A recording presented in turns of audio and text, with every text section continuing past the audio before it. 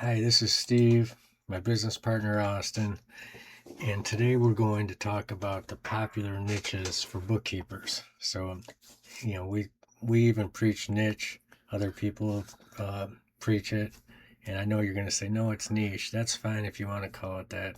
Go ahead. But I'm going with niche. And what are the good niches for bookkeepers? So you want to make sure you get a niche that is going to bring in a good amount of money for the business, so it's worth it, and so that you can charge a good amount of money and still do well with it. And we've come up with about 8 different niche type of ideas that will work good for bookkeepers. So the first one is restaurants and food service. And what pain point do they have? Of course, they've got a big transaction volume.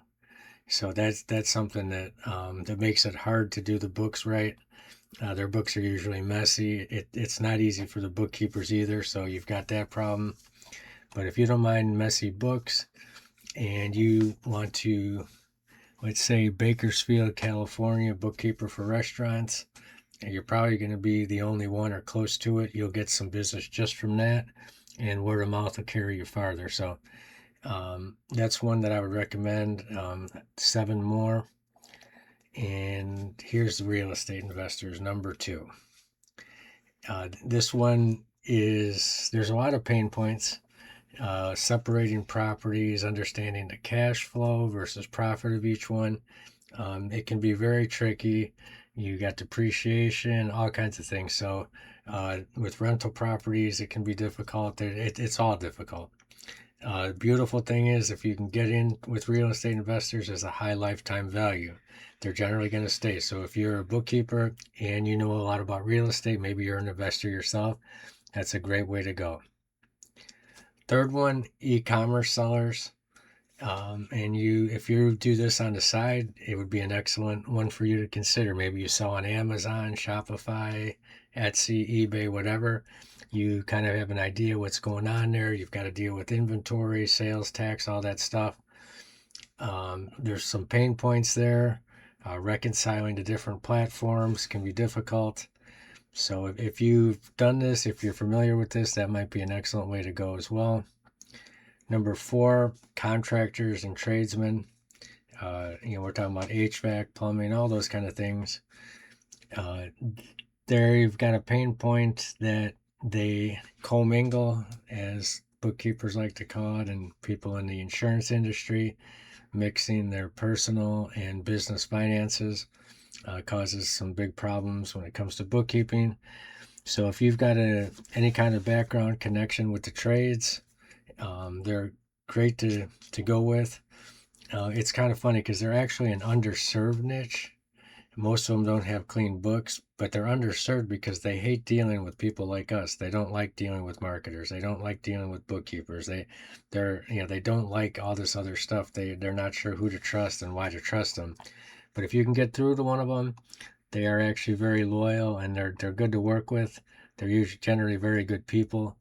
And if you take that route, I think you would like it. If you can, just break into that first one. I'm going to turn it over to Austin for 5 through 8. Okay, healthcare and medical practices, so insurance reimbursements, payroll for clinical staff, compliance awareness, pain points, reconciling insurance payments, tracking AR. It's ideal if you have medical background, but there's a higher trust threshold, so it takes longer to win, but clients stay longer. Law firms and professional services, so you need trust accounting, billing reconciliation, partner distributions. Your pain points are strict bar rules around client funds.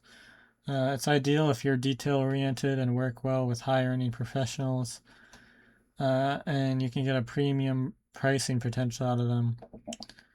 7 nonprofits. So they need fund accounting, grant tracking, donor reporting, 990 prep support. Pain points, restricted versus unrestricted funds, board reporting. And it's ideal if you're mission driven and like working with purpose focused organizations. They have stable clients, often long term. Number 8 is coaches, consultants, and online business owners. So simple revenue streams, but often zero financial systems. Their pain points are quarterly taxes, separating business from personal, no process.